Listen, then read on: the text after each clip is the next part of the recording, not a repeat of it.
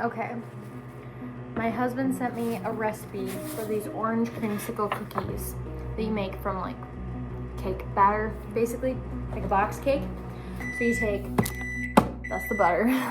You take a box cake of just like vanilla plain cake. And then orange Jello. I got some sugar-free kind because it was like super cheap. So I'm hoping that doesn't change the taste. And then you mix in 8 tablespoons of butter that's been softened and 2 eggs. I am also preheating the oven to 350, should be 375. I don't really know. It's probably a different temperature than the cake, but the cake calls for 350. So it makes me feel a little bit better about my decision, but I do know that cookies are a little bit different. I'm gonna stick with it. Gut instinct. I microwaved the butter for just a little bit too long, so now it's just melted. So what I might do is put this aside and do a different stick of butter, just so it's the right texture. Okay, I think I got the butter texture just right. It's like slightly mushy, but not soft. It's just like softened. So, hoping that that works. I also think I was supposed to put the cake mix in first and kind of like whisk the two together. I'm not too far along, I'll just go like that. Put back on the plate, wipe my hand back off. This is very relaxed, messy cooking. I'm hoping it's the right kind of cake mix. Ah! I'm very curious about how this will taste.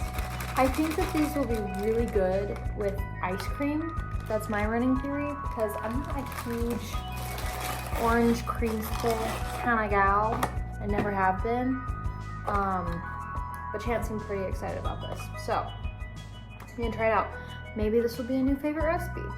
Who knows? That's the kind of exciting thing about recording these moments is like, you know, you have all of these traditional recipes that your parents use all the time and they pass them down and it's like, well, that was the first time that you tried that. I can't go back and see those moments for my parents, but eventually, maybe someone can go back and watch this. Maybe that's my future kids, maybe that's just other people who are watching this video. I don't know. I don't know if I'm even gonna post it. Probably won't, but that's okay. Okay, I've got the cake mix in there. I'm just kind of combining the cake mix and the Jello. It smells really good, which is kind of surprising to me, nonetheless. Okay, go with that. And I'm gonna add in the eggs. Wow, that egg like cracked and then resealed. That was crazy. One, resealed. Is that how that works? I don't really think that that's how that works, but so cute and little. That's a small egg.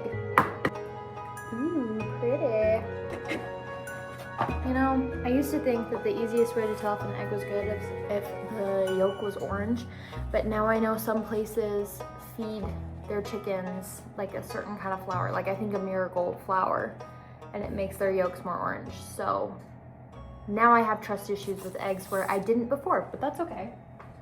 The person in the video had like a heavier duty spatula than I do, but I think combining it with a spatula is a smart idea. So I'm just gonna start like this. And then with that, I'm gonna like plop in my butter. Maybe I should have used a different method. I may switch, but we'll see. We'll see what happens. I'm gonna mix this up and update later. Okay, I have it mixed up. It is a very thick batter, which works for cookies. So I did also end up using this. There was no way I could cream that together with just my sheer willpower and arm strength. And then you add in white chocolate chips. So sprinkle some of that in there. I didn't used to like white chocolate. And now I like it. Definitely not nearly to the level of dark chocolate, but it is tasty. and I don't hate it. I used to just really not be a fan. I thought it tasted like just oil and grease. I'm hoping that that is mixed in enough and that that's enough chocolate or white chocolate chips. I don't want to add too many, but I don't want to not add enough. Maybe I should have looked at the video again and just seen. I'm gonna do some more. I also have not tasted the batter yet, which is impressive for me because usually I'm like a always taste the batter as soon as it's mixed kind of person. But I wanted to wait until the white chocolate chips are in it. And I had scooped out the majority of the cookies. My hope is that I can finish these before my husband comes home because he was the one who was excited about these and I wanted it to be a surprise for him.